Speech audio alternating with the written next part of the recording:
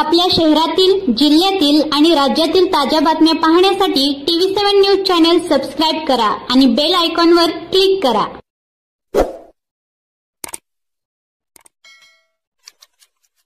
या ठिकाणी उपस्थिती लावून गरिबांचं दुःख ऐकण्यासाठी संधी दिल्याबद्दल मी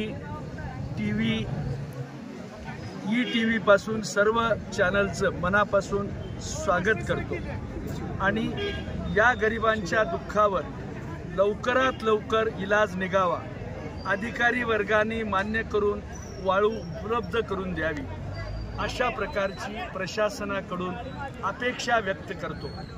जर आमच्या मागण्या मान्य झाल्या नाही, आमची वाळू देण्यामध्ये उशीर झाला तर आम्ही इतरालाही वाळू मिळू देणार नाही आणि आमची घरं बांधून पूर्ण झाल्याशिवाय आम्ही कुणाला मोकळं सोडणार नाही। अण्णाभाऊ साठेंच्या भारतरत्न पुरस्काराबाबतीत जो वेळ लागतो त्याच्या मागे काय कारण असावं तुम्हाला वाटतं? देशाच्या राष्ट्रपती प्रतिभाताई पाटील यांनी आमच्या समवेत एक मीटिंग दिल्लीला राष्ट्रपती असताना लावली होती। त्या मीटिंगमध्ये प्रतिभाताईंनी मीटिंग बोलावून सगळ्यांना ताकीद दिली आणि लवकर द्या असं सांगितलं, परंतु राजीव गांधीच्या मृत्यूनंतर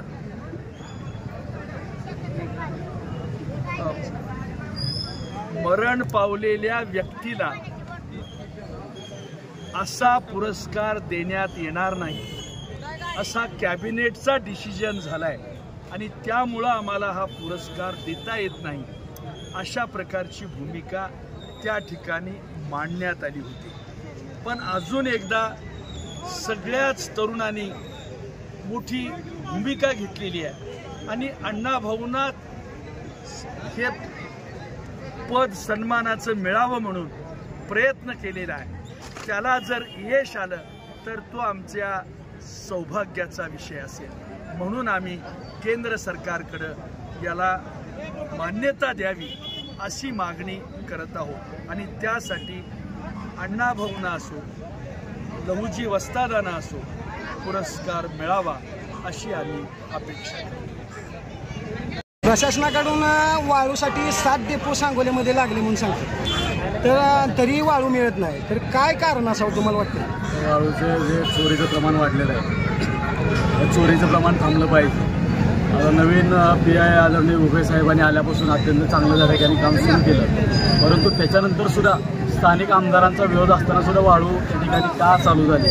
ज्या अर्थी उपलब्ध गरिबाला होत नाही, म्हणजे वाळूची चोरी मोठ्या प्रमाणात होती, याच्यासाठी महसूल आणि पोलीस दोघांनी सुद्धा मिळून एक कारवाई करावी अशी आमची या ठिकाणची मागणी आहे आणि ती जर नाही झाली तर भविष्य काळामध्ये लहुजी पॅन्थर सेनेच्या स्टाईलनेच त्या उत्तर दिलं जाईल मी या ठिकाणी सांगतो। प्रशासनाकडून मागण्या पूर्ण होतील अशी अपेक्षा आहे का तुम्हाला? निश्चितपणाने मला अपेक्षा आहे, कारण राज्याचे माजी मंत्री आदरणीय ढोबळे साहेब या ठिकाणी उपस्थित राहिलेले आहेत। एवढे सगळे नेते मंडळी आणि कार्यकर्ते उपस्थित राहिलेले असताना निश्चितपणाने प्रशासनाला जाग येईल आणि प्रशासन पूर्वीपासून सकारात्मक होतं, परंतु काही पुढाऱ्यांच्या हस्तक्षेपामुळे त्यांच्यावरती दबाव आहे असे आमच्या IQ बातमी आहे आणि आज आमच्या मोर्चाच्या निमित्ताने आणि आदरणीय ढोबळे साहेबांच्या पाठिंब्याने त्या ठिकाणी निश्चितपणाने त्यांना सुद्धा बळ मिळेल आणि न मिळाल्यास लहुजी पॅन्थर सेना नेहमीच्या आक्रमक पद्धतीने त्याला कशा पद्धतीने उत्तर द्यायचं हे प्रशासनालाही माहिती आहे आणि पोलिसांनाही माहिती आहे। शेवटचा प्रश्न, पुरस्कार मिळण्यासाठी जी चळवळ करावी लागते ती कुठंतरी तुम्हाला काय वाटतं? त्या पुरस्कार निश्चितपणाने हा सगळ्यात मोठा